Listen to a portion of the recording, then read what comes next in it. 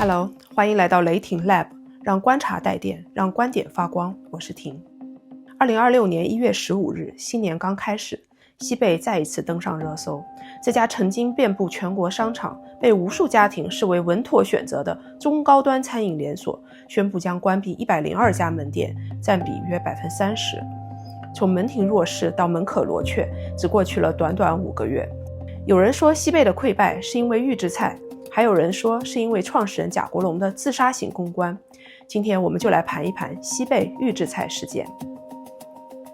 西貝由賈國龍創立於1988年，起點是內蒙古一家主打西北菜和莜麵的小餐館。它真正崛起靠的是一個極其清晰也極其成功的定位：手工制作，健康安心，適合家庭。它逐漸成為很多家庭外出就餐的安全選項，雖然不便宜，但省心體面，不踩雷。截至2025年9月，西貝在中國大陸擁有近400家直營門店，遍布約60個城市。2025年9月10日晚上，網絡大 V 羅永浩在微博公開吐槽西貝大量使用預製菜，定價過高。這條微博引發了大量網友、消費者的關注和轉發，迅速成為網絡熱點。次日，西貝創始人賈國龍在新聞發布會及公開場合強硬回應，西貝不是預製菜，同時宣布開放後廚參觀，推出羅永浩菜單接受公眾檢驗，懸賞10萬元人民幣徵集預製菜證據。之後，大量後廚視頻開始流傳，冷凍食材、半成品、复熱、組合、出餐。事件發生後，西貝客流驟減，西貝嘗試發布致歉信，提出改進措施，大規模促銷補貼，累計投入數億元，嘗試召回客流。然而整體業績仍持續下跌。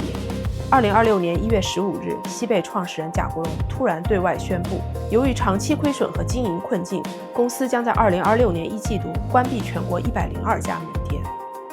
那西貝用的究竟是不是預製菜呢？西貝在實際運營中大量使用的是中央廚房預處理、半成品統一配送，門店只做复熱、組合，最後加工。這在連鎖餐飲裡是行業常態，但是是否屬於預製菜，在監管定義和公眾理解之間出現了嚴重分歧。中國烹飪協會在2023年為預製菜做過一個模糊的定義：預製菜是工業化生產、預包裝、冷鏈保存、加熱或熟食後食用，其中主食、淨菜、半成品以及中央廚房配送不屬於預製菜範疇。而在中国的日常消費語境裡，預製菜並不是一個技術概念，而是一種統稱，只要不是當場現做，都會被歸入其中。預製菜在中國消費者心中基本等同於不新鮮、偷工減料、科技與狠活。西貝被曝光的保質期長達18個月的冷凍鱸魚，兒童餐裡使用的冷凍雞翅和冷凍西蘭花，沒有機的濃縮雞湯，在監管定義裡或許確實不屬於預製菜。但與西貝宣傳的非遺莜麵、手工制作、廚房可見、適合孩子吃，好像也不是那麼一回事。這觸及了中國餐飲消費中最為敏感的信任雷區。另外，西貝的菜品並不便宜。預製菜風波前，西貝的人均消費約為92元人民幣，消費者支付品牌溢價，卻發現沒有買到想象中的新鮮與現做，會迅速形成一個判斷：不值。一旦信任動搖，復購會斷崖式下滑。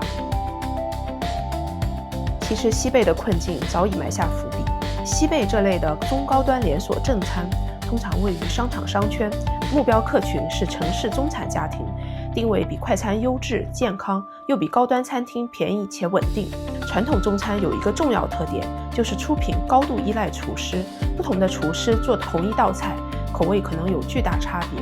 連鎖餐飲為了保證標準化出品，就必須通過中央廚房來實現。中央廚房通常在選材、預加工和存儲上有更高的標準，其對餐廳成本的節省實際上非常有限。中央廚房可以一定程度上降低人工成本，減少原材料損耗，但這些減少的開支與新增的設備、冷鏈運輸、質檢、研發、倉儲等成本基本對沖。中央廚房的最主要目的是實現標準化和控制風險，實際上是現代餐飲的進步。中高端連鎖餐飲這一模式在2015年到2019年間曾長期保持競爭優勢，但現在卻整體面臨着商場客流下滑，租金卻居高不下，家庭消費趨於謹慎，餐飲競爭越發激烈。這類連鎖餐飲的生存空間在持續收縮。而西貝這類餐飲雖然看起來很貴，但除去大約40%的食材成本、26%的人工成本、13%的房租與物業、9%的運營與總部攤銷，還有3%到5%的營銷損耗波動冗餘，平均利潤空間僅剩下3%到6%，是典型的高流水、低利潤的商業模型。這套模型對翻台率和滿座率高度依賴，只要出現客流下降10%到15%，客單微跌，利潤直接歸零甚至倒掛。像西貝這樣規模的全國性連鎖，每年自然關店10幾家到30家是行業常態，但在一個季度內大規模關閉102家門店，是多年的結構壓力在輿論衝擊下被一次性釋放。在這場預制菜危機裡，賈國龍的行為被網友戲稱為自殺型公關。那他究竟做錯了什麼呢？首先，賈國龍並未選擇由專業的公關团隊進行情緒緩衝和話術管理，而是頻繁親自下場發聲，強調合規和行業共識。他將公關視為包裝、話術甚至詭辯，更相信個人直說的真誠力量。同時，他通過開放後廚、懸賞舉證等強硬對抗的方式，試圖用透明和正面硬剛來代替情緒安撫。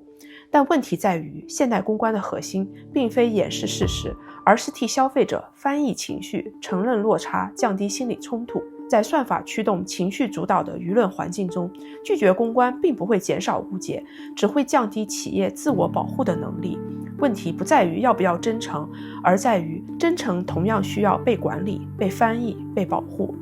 此外，當今的網絡環境鼓勵創始人 IP， 而賈國龍正是道德型創始人 IP 的代表。他常把良心、初心給孩子吃掛在嘴邊。西貝的品牌信任與賈國龍的人格高度綁定。對西貝預制菜的懷疑，賈國龍會立刻解讀為對他人格的質疑，於是他被結構性的推到台前，必須親自否認、解釋、對抗，以維護創始人 IP 的完整性。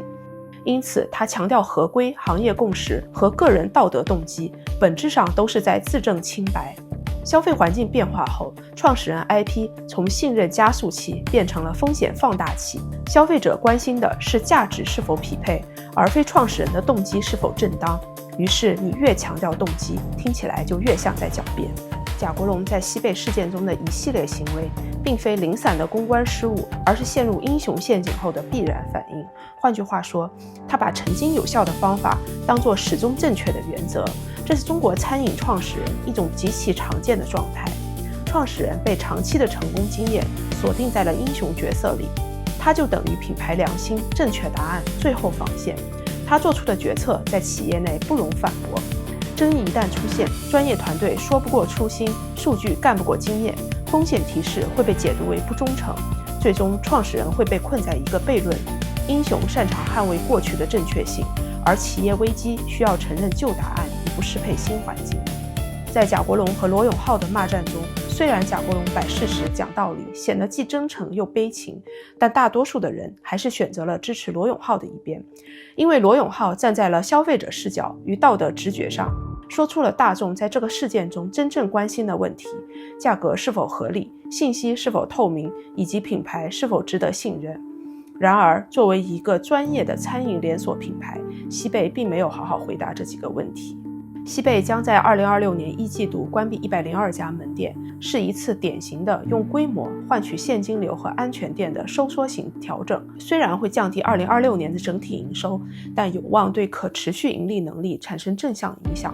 關鍵在於剩下的店是否還能在信任折損後重新跑到盈虧平衡線之上。西貝想要重新挽回客流，核心不在於解釋預制菜，而在重建可驗證的信任，加上重新降低到店心理門檻。這將是一組門店層面的系統性动作。首先，整改的核心不在於反覆聲明沒有問題，而在於讓消費者看得見，信任需要被可視化。其次是重構第一道点单選擇，打造清晰的安全锚点菜品，強調在門店現場制作，並讓顧客看見操作過程，把這些菜放在菜單的前20%。再次是定價，將價格問題轉化為選擇問題，在同一品類中提供清晰梯度，比如比較貴的限制款與正常價格的標準款。